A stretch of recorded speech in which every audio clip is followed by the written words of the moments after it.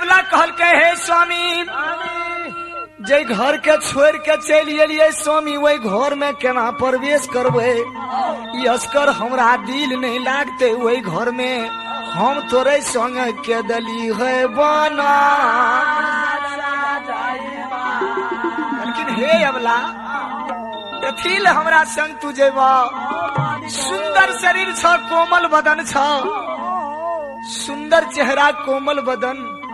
ये संत समाज कोनो गांव कोई बस्ती बड़का से छोटका के बस्ती देखे जेबे हे रास्ता में गवार भैंसुबार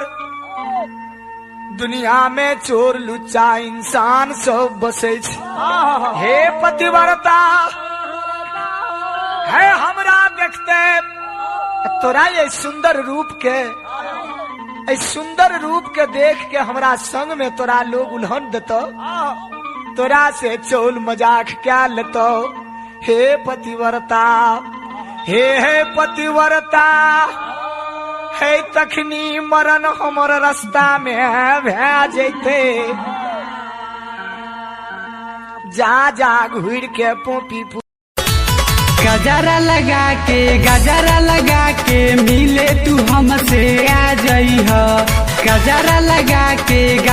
लगा के मिले तू हमसे आ जइह तहरा के राजा जी चुमा दे हब पठानी में हमरा आ जइह तहरा के राजा जी चुमा दे हब पठानी में हमरा आ जइह गजरा लगा के मिले तू हमसे आ जइह गजरा लगा के मिले तू हमसे आ जइह तहरा के राजा जी चुमा दे हब पठानी में हमरा आ जइह तहरा के राजा जी चुमा दे हब पठानी में हमरा आ जइह।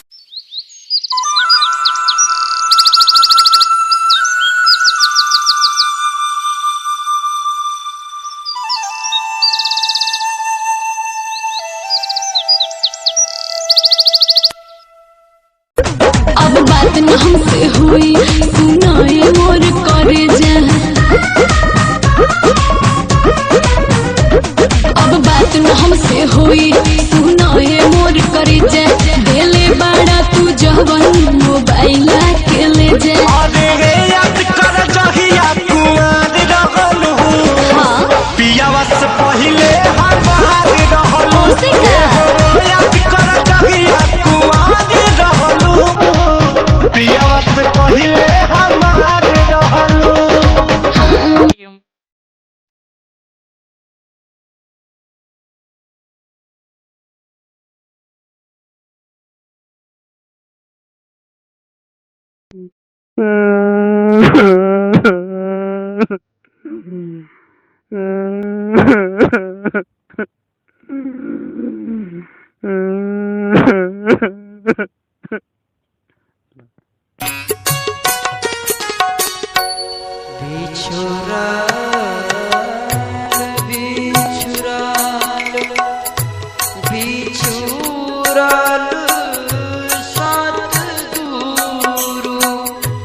बिछुराल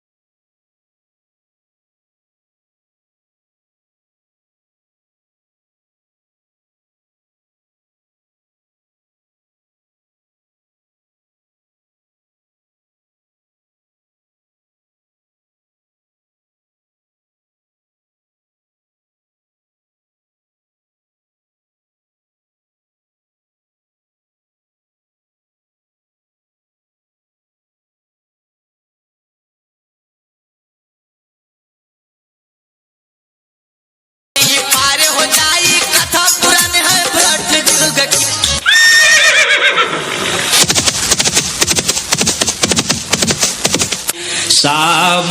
संतान की बड़ी बलिहारी, बड़ी बलिहारी, बड़ी बलिहारी, सब संतान की बड़ी बलि। बोलिए प्रेम से श्री सद्गुरु महाराज की जय, सब संतन की जय, सत्संग महात्म्य की जय, जय गुरु महाराज।